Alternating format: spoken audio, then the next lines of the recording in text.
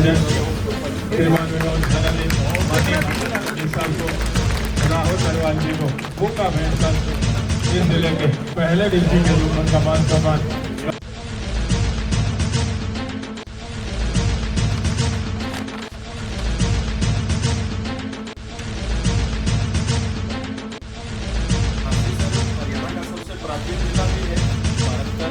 नया जिला भी है।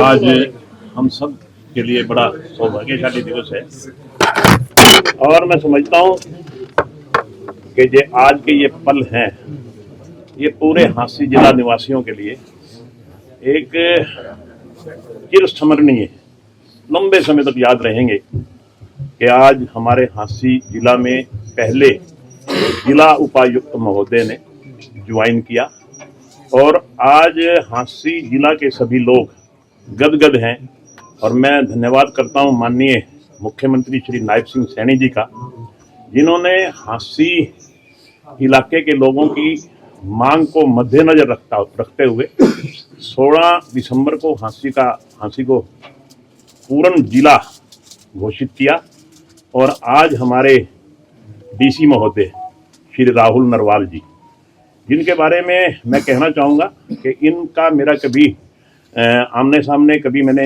इनकी कार्यशैली नहीं देखी, मगर जैसे ही नए जिले की पहले डीसी की नियुक्ति की बात आई तो काफ़ी लोगों ने मुझे ये कहा कि राहुल नरवाल जी बहुत ही ईमानदार, कर्मठ और ऊर्जावान अधिकारी हैं और क्योंकि आपका जिला नया बना है और पहले डीसी के तौर पे आप एक ऐसे अधिकारी की नियुक्ति करवाएं जो जिले को पूर्ण रूप से गति दे सके, कॉम्पिटेंट और उसकी कार्य करने की क्षमता हो।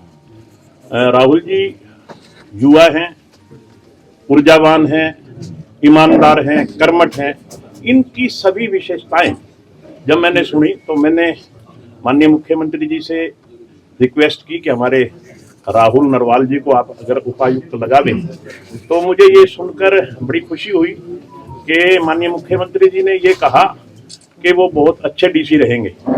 जैसे ही मैंने कहा तो उन्होंने भी मेरी बात को वो किया, तो मैंने माननीय मुख्यमंत्री जी का धन्यवाद भी करता हूँ कि उन्होंने एक ऐसा उपायुक्त, ऐसे नौजवान को जो एनर्जेटिक हैं, क्योंकि नए जिले में बहुत सी चीज़ों की ज़रूरत होती है, जो नई नई चीज़ें करनी पड़ती हैं। जैसे हमारे यहाँ नया सेक्रेटेरिएट बनेगा, नई पुलिस लाइन बनेगी, सारा इनकी देखरेख में, डीसी की देखरेख, इंफ्रास्ट्रक्चर पूरा बनेगा। तो मैं समझता हूँ कि हमारे नए पहली बार यहाँ नियुक्त हुए डीसी बहुत बढ़िया ढंग से कार्य करेंगे। जैसे इनकी पीछे की मैंने सुनी है कि जो इनकी कार्यशैली है बहुत बढ़िया है, तो मैं इनका आज पूरे हांसी जिला की तरफ से यहाँ स्वागत करता हूँ और मैं उम्मीद करता हूँ कि निश्चित तौर पे इनके नेतृत्व में हमारा प्रशासन पूरी तरह से सक्रिय रहेगा और यहाँ के लोगों को वो सभी सुविधाएं जो एक जिले में मिलती हैं वो पूरी तरह से मिलेगी। मुझे एक बात ध्यान है, आपकी बाइट ली थी मैंने 31 तारीख को और आपने कहा था कि 1 तारीख को यानी कि डिप्टी कमिश्नर की नियुक्ति हो जाएगी। तो उसी दिन डिक्लेयर नाम इनका हो गया। हाँ जी, नहीं, मेरे से तो लोग जब ये पूछते थे, ये मुकेश जी खड़े हैं, मैं बार बार कहता हूँ, ये आज से 2 महीने पहले ये मुझे कह रहे थे कि जी आप कह रहे थे कि 2025 में डीसी बैठ जाएगा, तो मैंने कहा दिसंबर आने दो, दिसंबर 2025 तो दिसंबर में ही खत्म होगा। तो माननीय मुख्यमंत्री जी का धन्यवाद कि उन्होंने हमारी बात को मद्देनजर रखा और 16 दिसंबर को यहाँ डीसी साहब ने ज्वाइन आज बेशक किया हो, मगर ये डिक्लेयर तो 16 तारीख को ही हो गए थे कि डीसी बैठेंगे हांसी में। तो एक बार फिर इनका स्वागत है। Thank you. Sir, today you have adorned the chair of the Deputy Commissioner here. How you are feeling and what is your will be the priority of this? बिल्कुल बिल्कुल, मैं माननीय मुख्यमंत्री जी का हरियाणा सरकार की तरफ से और माननीय विधायक जी का धन्यवाद करता हूं कि इस नवनियुक्त जिले में मुझे पहले डिप्टी कमिश्नर के रूप में कार्य करने का मौका मिला और मैं आशा करता हूं और ये विश्वास दिलाता हूं कि हांसी जिला सभी 22 जिलों से अग्रणी रूप से कार्य तो वहाँ से नया जिला बना है सर, क्या कुछ जो चुनौतियां हैं वो आप मानते हैं? काफी चुनौतियां होती है। पहला, जब कोई भी जिला बनता है तो बहुत सारे चैलेंजेस होते हैं, इंफ्रास्ट्रक्चर का चैलेंज होता है, कोई एस्टेब्लिश चीज़ें नहीं होती है।